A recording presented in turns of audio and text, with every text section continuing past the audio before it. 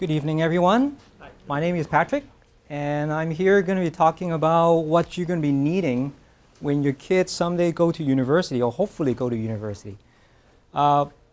This is my colleague, Kitty Wong. She's going to be talking about the training part. I'm going to be talking about what you need, and she's going to be talking about what you need to get training in that sense. So I'll be covering a broad topic here, but I just want to share with you one thing that that I received that is going to be very relevant to what we're going to be talking tonight. So I hope you bear with me. I'm going to be spending 3 minutes talking to an email that I received about a week ago. And it says, "Dear Patrick, thank you very much for your email and beautiful picture of your family over Christmas. I did watch the lecture that you sent along for Dr. Ko as well. It was a wonderful presentation that you talked to the engineers at UBC. That was one of my lecture at UBC talking about something like this. Thank you very much for remembering Dr. Ko. I had been thinking a while, when is the best time to let you know about the news of Dr. Ko? At last I had chosen after the Chinese New Year. I'm very sorry to let you know that my husband, Dr. Ko, has passed away last year. Please forgive me for not informing you earlier. My regard to you and family, Mrs. Ko." Dr. Ko was a chemical engineering professor at UBC. He was also my martial art teacher at UBC. And he passed away. Mrs. Ko is somebody that I would accept into my university if I were given a chance. Because she didn't think about herself when she was at her saddest state when my teacher passed away. But she chose to tell me that way after. February 25th, a week ago. After Christmas, after New Year's Day, after Chinese New Year, after Valentine's Day. She wasn't thinking about herself. She was thinking about me.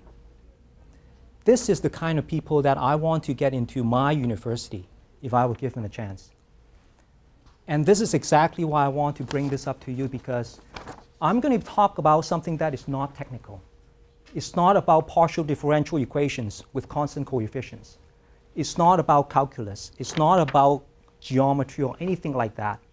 But it's about something that we all should care about, because it's not just UBC, but a lot of universities in the Western world are beginning to realize this is something that we need in our society here. So today we're going to be talking about the soft skill advantage and what university admissions are looking for. And again, I'm Patrick Chun. I'm the executive director of a nonprofit group called the IITTI. This is something that is big because it talks about a global realization that soft skills is important. People don't know how to measure soft skills. This group here is trying to measure soft skills with levels and certification standards so that people who need to find a job, apply for universities, people would know what that is all about. And I'm very fortunate to be part of the team. It's a global team with people in Asia, in North America, South America, in Europe. We all realize that this is something really needed. So that's what I've been doing. And with me is my colleague, Kitty Wong. She's the managing director of Modestum. And Modestum helps people in getting this kind of training. Nobody was born knowing all the soft skills, how to deal with people and so on. Some people are better at it, some people are not. But that doesn't mean that there's no training possible. So that's what we are talking about, is something that if you're not good in, don't give up hope, because they can all be trained. Just like learning algebra. That's not very different. The outline of tonight is going to be very brief, unfortunately, because we have limited time. I'm going to be talking about the introduction. What is it that we want to do? Common pitfall of students. A lot of students just don't know what's wrong. You know, how come you know somebody got in and I didn't? And where lies the problem? Where is the problem? You know, it's so abstract. It's not a course that I can take and ace it and that's it, done. You know, it's not like that. How can students prepare? And that is going to be, I'm going to bring Ms. Wong into talking about that part. And finally, a word of advice, something that I've observed with some of my work here. And so perhaps people can get better prepared in the long term. And then at the end, there will be a question and answer period for that as well. Introduction. Universities, the old way, well, the existing way to many of us. It's all about books. How you study, how well you can, like I said, learn calculus, stress analysis, macroeconomics, and all that. Those are all the skills that university look for in the past. This is the new way, university's new way. The books are still there at the corner, you see, but there are other elements that you see. Can you identify the elements here? Let's look at the groundhogs, or the gophers, or the prairie dogs, or the. Okay, so what are they doing? What are they doing? The three little guys, what are they doing? They're looking out for each other. They are working as a team. One guy's looking left, one guy's looking right, the other one is looking straight forward. They work in a very coordinated effort. It's not for themselves. They're looking out for everybody else in their community. That's what university wants to look for. The little guy there, or the little young man there, what is he doing? What in the world do you think he's doing? This is somebody who doesn't mind, who dares to be different, who wants to take a picture that is different. It's very decent. There's nothing wrong with it. Okay, you can be different, and you break all the rules, the bad rules. That's not being different. That's just being outrageous. He is being different in a good way.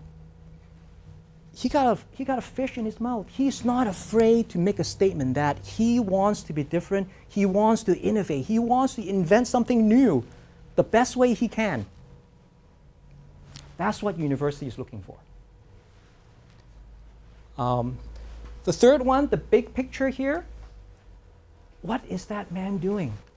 He's lying there on top of probably all his possession in the world. Everything he's got is right there on that little cart.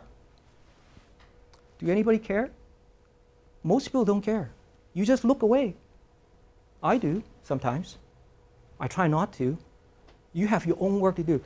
We should care about people like that. That's why that picture is the biggest, because that's what we want, is people who care about people like that. He probably has relatives, definitely has mom and a dad. And he might actually have a wife and kids. Do you know his story? What is his story? Why is nobody writing his stories? We may learn something from him. Next, please. So what are universities trying to achieve? A good friend of mine gave me a list. I was a little bit too busy, so I just took a picture and put it on. Personal qualities that are not on any of your exams, that are not easy to measure by conventional tests. Creativity, critical thinking, resilience, motivation, persistence, curiosity, question asking, humor. That little guy there with the fish in the mouth, that has a lot of humor, I find, and it's very lacking in our world now. You want to make it in the world now, humor is a very good tool. But we were not taught in school. But do you know what? There is actually science to humor. You can be kind of funny, and there's a way to it. There's a formula of sort that you can actually use. But how come we're not taught? Because we don't think that is important. Endurance, reliability, enthusiasm, civic-mindedness. How many of us actually vote? How many of us care? If we're all Canadians, we should all vote. Self-awareness. Do you know who you are? Do you know what you want? Do you know where your value is? Self-discipline, empathy. Do you care about that man on that cart? Do you really care? Ask yourself that. Leadership, compassion. Compassion. What about that man? Same man. Courage. That little boy has a lot of courage, putting a fish in his mouth. Would you take a picture like that? Sense of beauty, sense of wonder, resourcefulness, spontaneity. How many of us are truly spontaneous? It takes a lot of courage. Humility. How many of you have a lot of money in your pocket, but do you feel humble? Do you have this kind of quality? That's what we're looking at. So what are universities trying to achieve? Employment. We want people to make sure they're going to get jobs. Yes. But more important, we want people to be happy. We don't want people just to make a lot of money doing a lot of things and so on. We want people to be happy. That's what we want.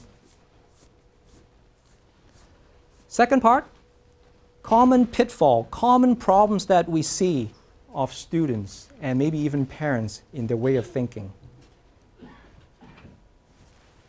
What do you see? This is a nice lake with snow-capped peaks. Nice. That's what student wants. That's what students think we want, is you know a lot of stuff. You know your why, you know this, you know that, you know this and that and that. But what do you see? 3 people waiting water right there.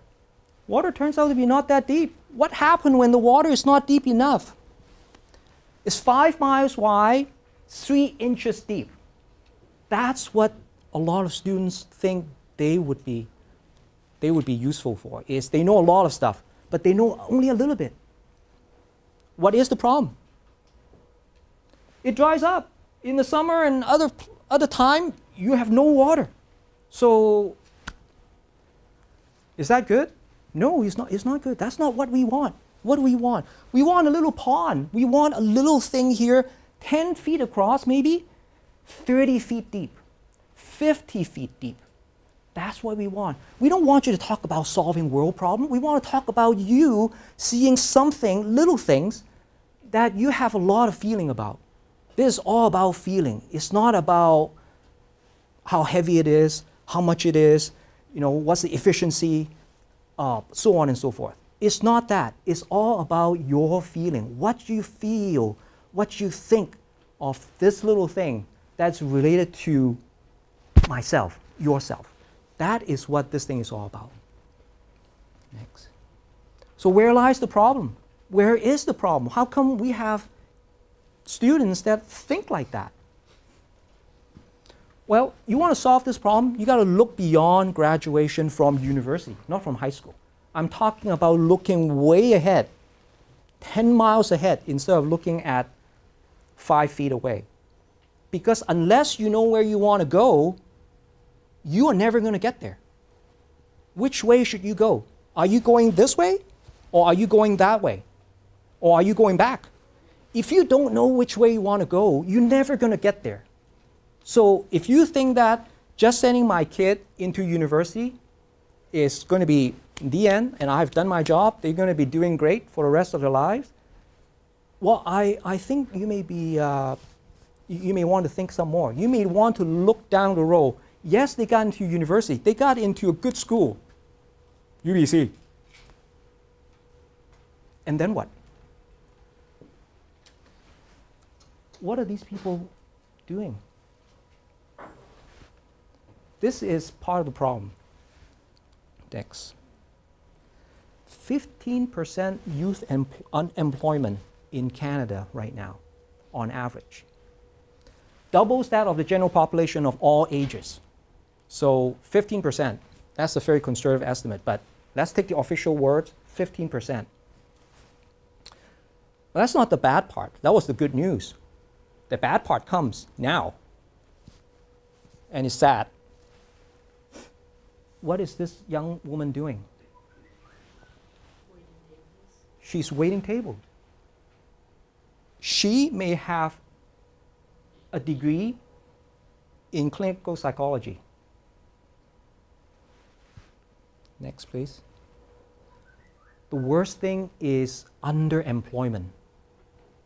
A lot of young people now are not working in the field that they were trained in from university.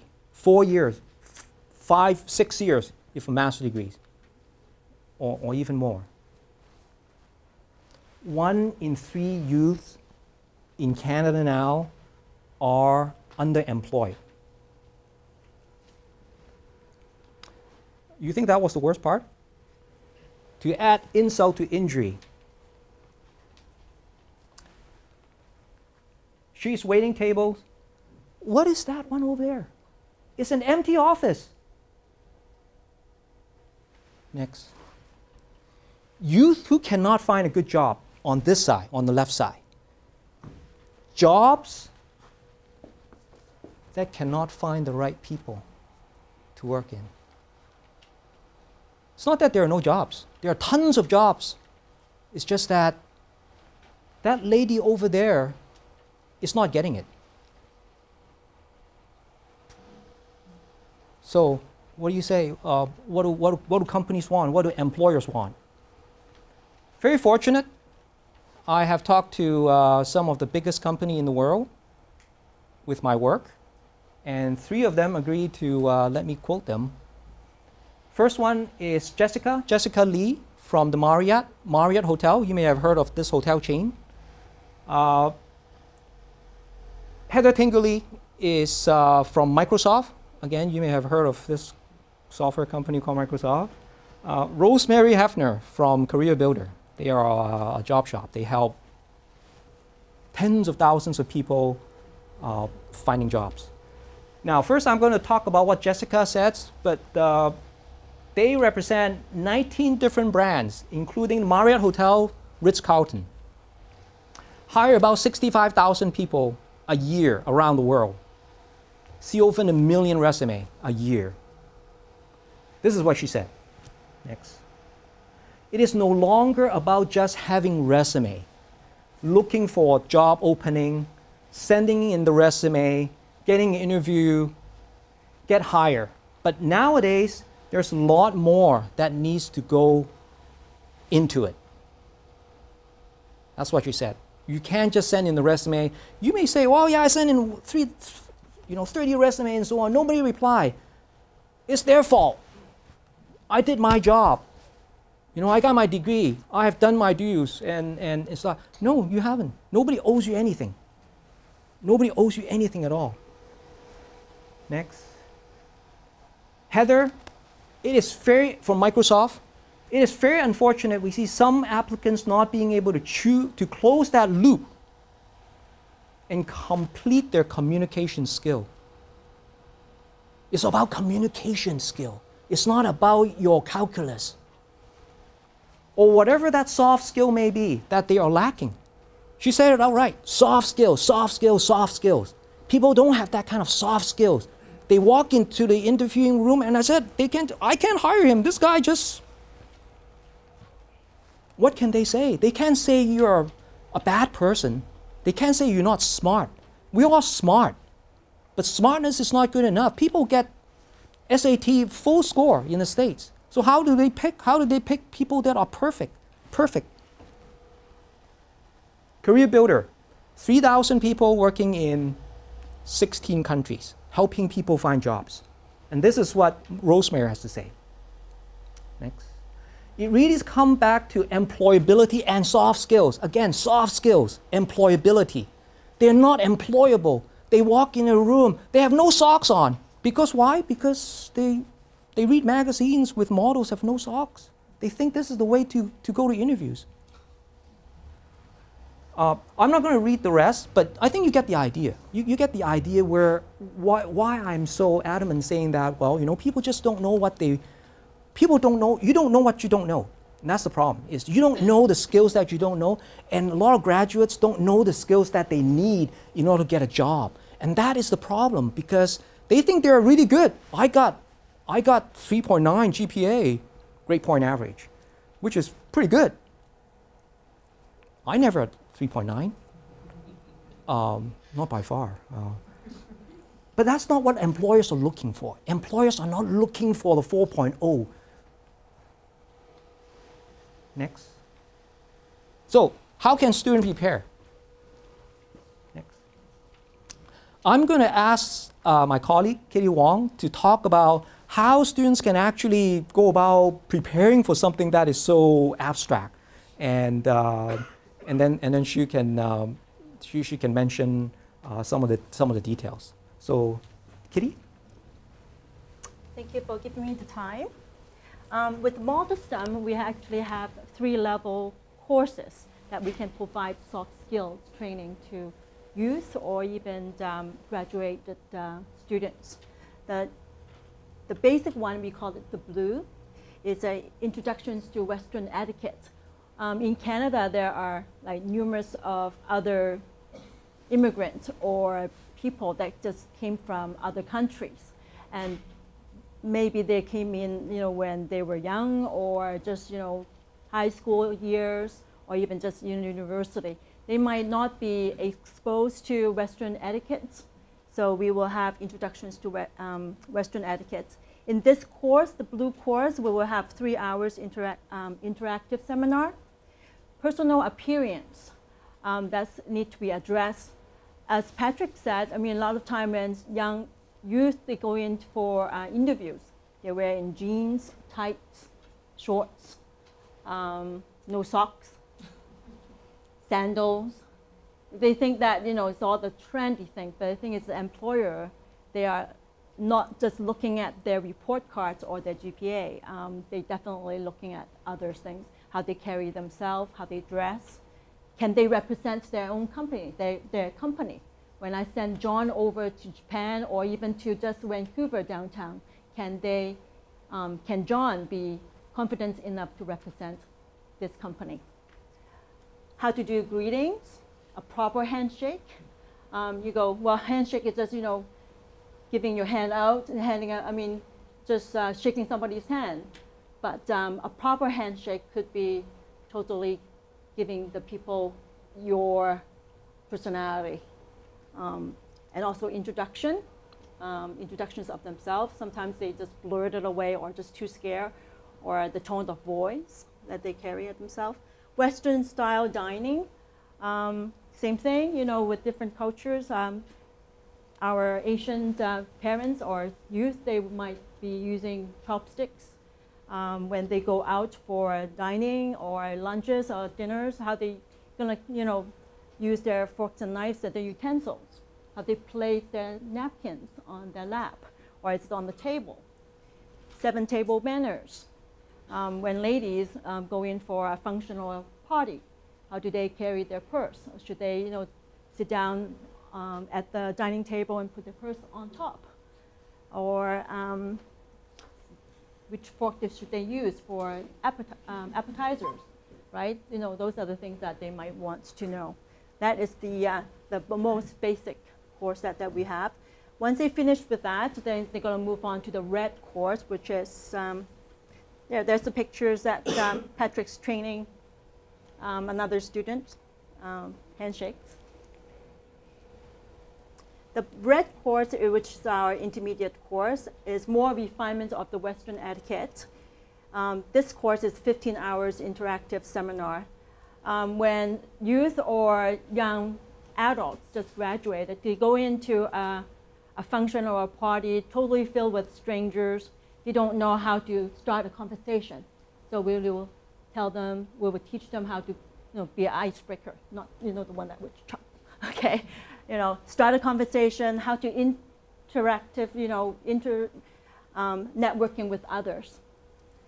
Actual dining practicum, so we will have students going into a 5-star hotel, actually sitting down with proper utensils and plates, napkins, and we will have image consultants telling them what is the proper way to start their dinner or meal. Developing a biography, university and job interviews. A parent of mine, she told me her daughter refused. She was going for an interview, and she wore a black pair of tights. And she goes, no, no, no, this is not right for you to go in for an interview. Mom is going into, for a Dairy Queen. It's okay. So no, no, no, you're supposed to wear a dress. So the argument went on, and the daughter said, okay, fine, I'll go in and change. She came out with the tight and a skirt, okay, and sandals. The mom go, wow, this is something that you really listen to me, but the thing is, what happened to the pair of tights? Are you still going to put it on? Go, yeah, it feels comfortable, because I never wear a long skirt before. So this feels, it is my comfort zone. Interviews, I have seen youngsters come into the office texting at the same time as somebody else sitting across the table interviewing that person. And all of a sudden go, well, the interview is finished. Why? Don't you know why? You were busy, not listening to the potential employer, but you were texting to your friends. So that was the end of the interview. You missed it. He got all the right potential, but yet he didn't really know how to carry himself during the interview. Next, the mixing and introduction. I mean, this lady here, she knew how to mingles around. We call mingles, talking to other colleagues or their new friends or networking with others. Yeah. The highest level is called the gold. This course is more geared to youth or graduates. They have more of an advanced level of etiquette already. They know how to carry themselves. They have the right image, and they have the self-confidence already. But here would be a 2 hours course. If individual needs more time, definitely we will able to accommodate that. For this course, the youth or the adults will develop their own style. If it's a very sporty person, you ask him to wear a suit with tie, then he would be totally very uncomfortable with it. But still, you could be very, you don't really need to have a suit on, but the thing is when you develop your own style, you still be looking very sporty, but yet very polite, very presentable. Social awareness, as what Patrick has taken us to the route regarding of graduation. Lots of time, we are not just locally seeking a job or Richmond or even Canada. Lots of time graduates are being sent over to different countries, to Japan, to Korea.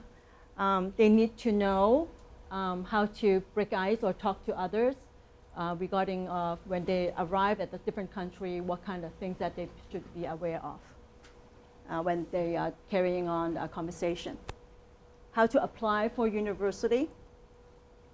And as well as in this course, they will do 2 videos. They will film themselves for introductions and social etiquettes. Mm-hmm. Once they finish the 3 courses, they will be able to write the IITTI, which Patrick actually has mentioned before already. It's for the youth exam. Then they will ask, why do we need to write this examination?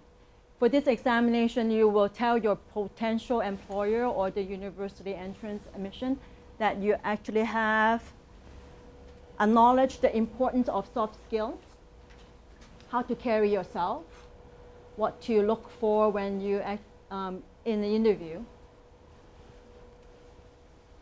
And also you have taken the initiative to be trained. Yes, you go into a university, you get your degree, you get your highest score there is. graduated with honors. But yet, when you go to Korea or you go to Japan, you don't know how the culture of Japan. Here in Western Canada, you're not supposed to slurp your soup or even noodles. But in Japan, if you don't, then you're telling the host or the hostess the noodles or the meal is not good enough. So you're supposed to slurp loudly in Japan, right? Okay. And then also in Asia country, when you're using a chopstick, you're not supposed to go across and here's the dish, and then you go across and take whatever you like. I like the scallops over there, so it's not in front of my side. Then I go across, to take out whatever I want from the dish that I like. That's totally, impolite. If any one of you like to have more information regarding of Modestum or the courses that we provide by our image consultants, by all means, you can take down the website and leave me a message. We'll give you more details regarding that. Okay, we're back to Patrick again.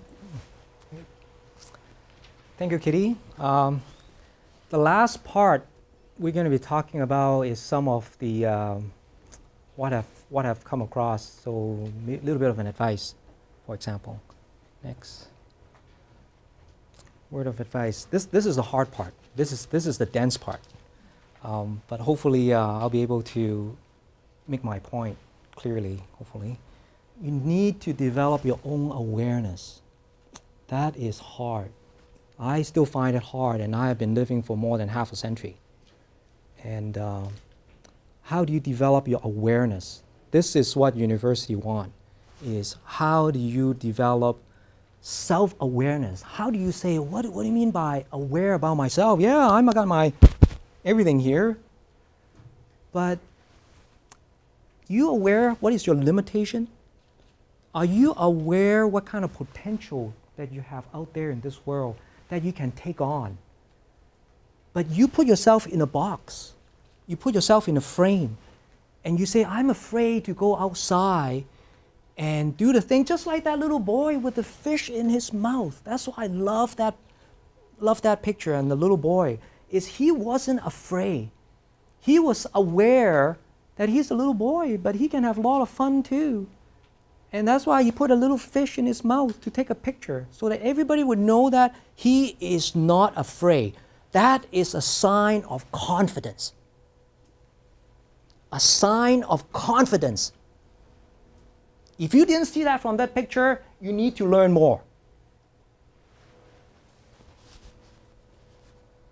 You need to develop your own value system. You need to develop your own value. What is your value? It's not about how much my iPhone is. It is about whether you prefer to relax after you have done a full day's work, or whether you actually wouldn't mind reading something else that would further whatever interest you have. Something totally different, something that is not in your field. I was trained as an engineer. I'm starting to read about psychology now because I want to. I want to learn. I want to do that. It's not because I need it in my job. I don't need it. But I want to learn. That's my value. Do you have that value? I'm not saying I'm right. There's no right value or wrong value. But is this your value? University wants to know what is your value. Know your value. It's not easy. You think you know your value until you come across a situation. I can bet that you don't really know your value that well, because it happens to me every day. When you run a business like I do, every day you come up with temptation, doing this, doing that. What is your value? You have to ask yourself every day. Unless you know your value, university are saying, which way are you going? We want to help you, but unless you know I'm going that way, they may think you want to go that way, and they take you over there. So you're actually further away from where you want to go, and further away from your happiness, really. So that is not what they want. They want you to know your value. And that's why it's so hard. It takes time. It takes a lot of coaching. It takes a village to help you find your value and your awareness. In other words, do you go for GQ or EQ? What is GQ? This is GQ, the magazine where a lot of people read, I would presume. I don't read it, so I don't know. But according to researchers, this is what young people, some young people, read before they go to interview. That's why I said some people didn't wear socks, because they see this guy didn't wear socks. So they think that's the way that the world works. And then they go in the world and try to find a job. Or go to interviews. Some universities require interviews. You go to medical school, like my nephew, he went to interview to go to medicine at UBC. I can guarantee you, he wore socks when he went to his interview. So, next. GQ is not it. I'm sorry. Next. So what is EQ? This may be a little bit more familiar. Emotional quotient. My gosh, what is emotional quotient? I'm an engineer. I have no idea what emotional quotient is when I went to school. Even after 20 years I finished engineering and working as an engineer, I still have no idea what emotional quotient is. Until someday somebody said, Patrick, you have to learn about this stuff. This is important. You're working as a CEO of a company and you don't know what emotional quotient is? How can you lead your team? I go, I just kind of feel my way around. So no, you got to learn about that, because you are missing some points that if you don't know it, it's like what I said, you don't know what you don't know. There are holes in your practice. There are things that are not doing as well as you could. So this is important. EQ is very important, it turns out. Next. It's a very big topic. I'm gonna quit in 30 seconds. This is the biggie. And this is what universities, colleges, private high schools, expensive ones, they all look for something like this. Intrapersonal EQ, inside of you. Your emotion, how do you deal with your own emotion? Yeah, you just got dumped by your girlfriend. How do you feel? Are you going to be able to go to your course? My girlfriend left me when I was in third year engineering. I said to myself, I'm not going to deal with that because I want my engineering. I want to do well. I left it there. She married another guy. But I got my engineering degree and I went on and become an engineer. That was my value. I'm sorry. Some of you may not agree with my... But that was me. That was me. That was who I was. And I was happy with that. Remember, it's happiness. It's not what is good for me in your eyes. It's what I want my life to be. And I choose to stick with engineering, get my degree, get my work done, set up my own company, and that's where I am. So you got to find your value. Interpersonal EQ. How do you deal with others? Interpersonal relationship. How do you deal with your wife, your husband, your girlfriend, your boyfriend, your mom, your boss? Stress management. If you don't know how to manage stress, you're going to be stressed out for sure. Everybody will have stress. So those are important points. How do you deal with stress when you got dumped and you got a final exam coming up next week? Can you handle that stress? Then you know what you're made of. Reality, adaptability. How do you view the world in terms of what it is out there and what you are? EQ magazine is not it. Then where is it? What is it? Who is your role model? Who do you base it with? Where's your baseline? How do you judge? Problem solving. General mood. How happy are you? How optimistic are you? I ran a business for 20 years. There are many times that the company would have gone under if I didn't have that optimism, because I said, no, I'll never give up. I never give up. Even if I only have $100 in my bank account, I never give up because I said, this is what I'm built for. This is what I'll do. If there's no money in it, I'll still run it the way I want it to. For better or for worse. But that's who I was. And you have to find out where you are. So that's my talk.